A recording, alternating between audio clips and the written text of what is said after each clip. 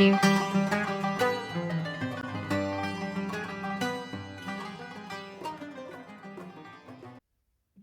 Dr. Makhoul, everyone, whether you have Iraq in your story or you're just curious, welcome to Iraq in 7 Minutes. Every week, we highlight some of the top stories shaping Iraq. I'm Erik Gustafson. And I am Omar Nindawi.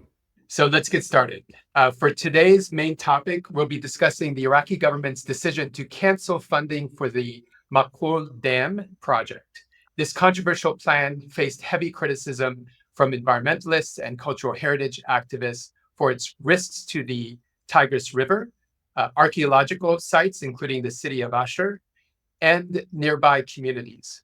While it's easy to miss a story like this amidst all of the conflict in the region right now, it is a really important story for all of us, and we'll explain why.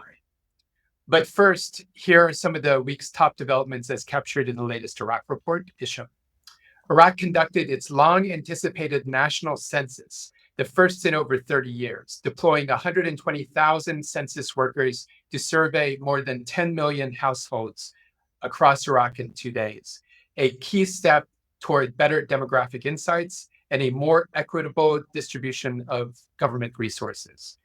In the Kurdistan region, oil producers welcomed Baghdad's latest revenue-sharing proposal, signaling hope for a breakthrough in resolving long-standing disputes.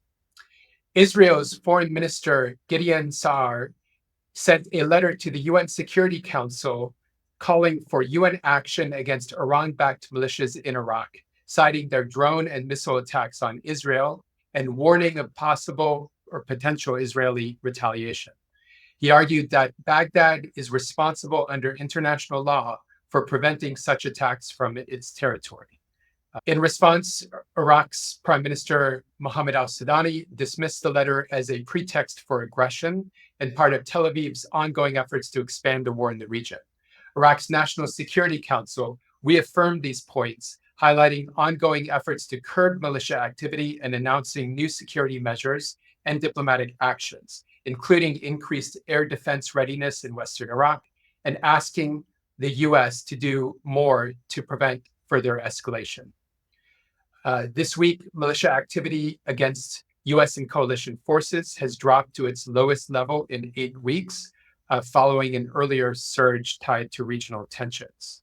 And in Saladin province, an IED attack in Tfuz Hormatu targeted security forces, wounding 3 troops and killing another 3, including 2 Peshmerga colonels assigned to the Joint Army Peshmerga unit. ISIS claimed responsibility for the attack. So now looping you in, Omar, are you ready to make some waves? No pun intended. Let's make a splash. Right. Okay, so this week's decision by the Iraqi government to cancel funding for the Makhoul Dam. Can you tell us a little bit more about the dam, a little bit of the history, and what led to this cancellation? This is a long saga. The idea of building the Makhoul Dam started decades ago under the government of Saddam Hussein before 2003. And the idea was to build a dam on that would be located on the Tigris River, confluence between the Tigris and the Zab River, just south of Shurgat in Salahuddin province, between Salahuddin and Nineveh. And the idea is to construct a dam that would be used to collect floodwater, serve as a reservoir with a capacity of about 3 billion cubic meters of water, and also help with the production of hydroelectric power and provide irrigation for neighboring farmland. The problem with the plan, which, by the way, faced a lot of delays over the years, again, was conceived in the early 2000s, didn't really break ground until 2021 when the cornerstone was laid for it. But the problem is that the plans for the dam, which were conceived again decades ago, did not really keep up with the reality on the ground. And then there have been a number of issues and a number of concerns that have been raised. For example, the idea that that Iraq needs more dams to begin with is quite unsupported by reality. Iraq's problem is not lack of reservoirs or lack of storage capacity for water, but lack of water to begin with. Most of Iraq's existing reservoirs and dams are nearly empty.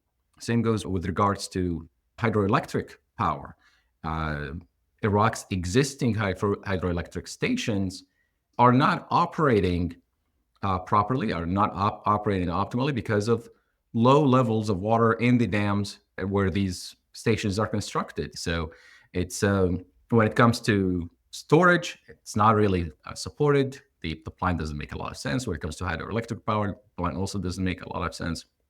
And it has also a lot of downsides for the agriculture, for the environment downstream, for the quality of water downstream, and we'll talk also a lot about the archaeological significance or the archaeological impact of the project. And I know, Eric, you have been following this quite closely as well, and you have some ideas and thoughts about it. Yeah, absolutely. I mean, so first of all, part of what I'm so excited about in talking about this topic is that it is a big win for Iraqi civil society. For years now, there have been great organizations, Humat Dijla or Save the Tigris, the whole group of organizations that are part of the Save the Tigris coalition, Iraq Water Keepers, and other environmental groups, as well as World Heritage groups. And a lot of these environmental groups actually often work on World Heritage preservation as well. They see the two often as connected. But they've been working on this. There was a great report, which we'll include in the description by Save the Tigris, about the real risks that the Makhoul Dam posed for the Tigris River's ecosystems, for biodiversity, and for the southern marshes. In addition, the cost is $3 billion. $3 billion was the estimated total cost. That money is far better spent on modernizing water systems, creating more water recycling systems, drip irrigation and modernizing irrigation techniques, as well as just repairing the irrigation system in the first place. All of that would have a far greater benefit without these huge downsides when it comes to the environment. I know also from Nature Iraq, another great organization, and Azam Al-Wash, the head of that organization, who's also an engineer himself, he spoke about that it's not the most technically feasible location for a dam because of the terrain it would be built on. So you would almost have like another Mosul Dam situation. And I mean, we can also include a link to one of the stories about the Mosul Dam, where there's real problems in terms of the terrain that it's built on, and the leakage that can happen underneath, and the potential of the dam breaking, and then you flood the city of Mosul. In this case, it would be far more severe because you'd be flooding the city of Baghdad.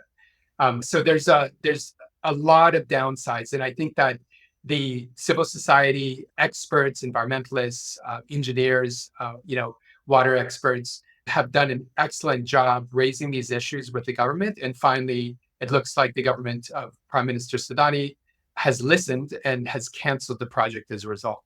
Speaking of World Heritage, I know, you are Iraqi, you know how beautiful some of these locations and that how rich these heritage sites are. Can you tell us a little bit more about the risk that this dam, if it had been completed, would pose to those World Heritage sites like the city of Ashur? Yeah, people have raised the alarm about the potential impact of the dam, that it would flood some 200 archaeological sites. The area where the dam would be located is really in the heartland of what used to be the Assyrian Empire. And one of the most important sites that would be destroyed is the city of Ashur, which was one of the capitals of the Assyrian Empire.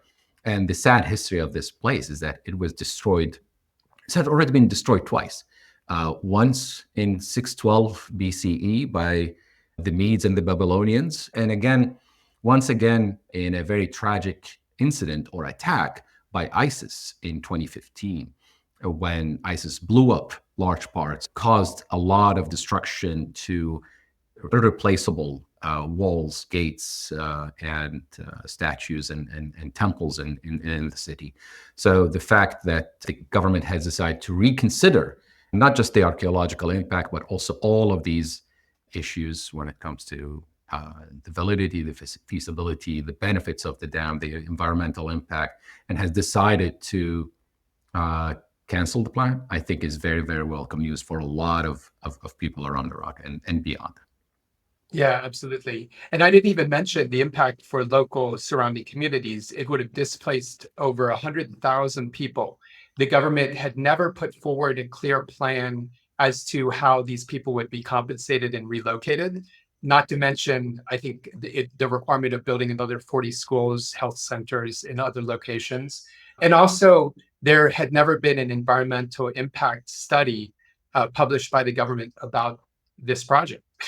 So, yeah, so I think it was definitely a good call on the part of Prime Minister Sudani and his government, and hopefully they can now start to be serious about investing the $3 billion that had originally been earmarked for the dam on modernizing irrigation and water systems.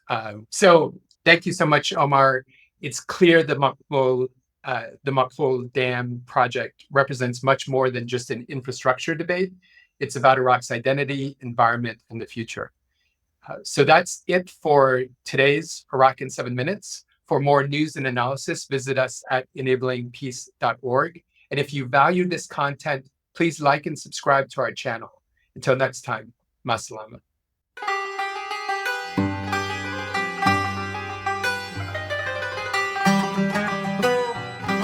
Thank you.